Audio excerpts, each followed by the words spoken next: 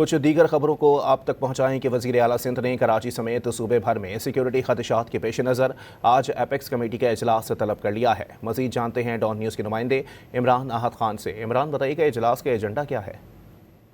دیکھو کراچی سمیت صوبے بھر میں جو سیکیورٹی خدشات ہے اس سے وزیر اعلیٰ سندھ مراد علی شاہ نے صوبائی ایپیکس کمیٹی کا جو اجلاس ہے وہ طلب کر لیا ہے۔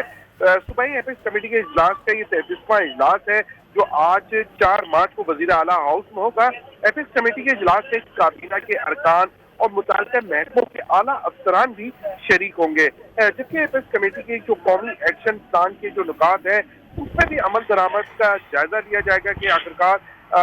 کون سی چیزوں پہ عمل درآمد کر دیا گیا اور کون سی چیزیں ابھی تک باقی ہیں، جبکہ ایپیکس کمیٹی کے جو اعلیٰ سول و عسکری حکام ہیں ان کو بھی بریفنگ دی جائے گی، جبکہ محکمہ داخلہ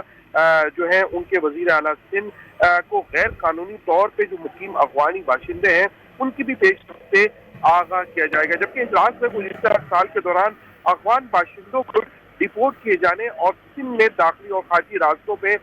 چیکنگ پہ بھی بات ہوئی تھی کہ تمام چیکنگ پوائنٹ پہ جو ہے وہ افغانیوں کو نہ آنے دیا جائے اور نہ ہی جانے دیا جائے۔ اسی حوالے سے تمام کے تمام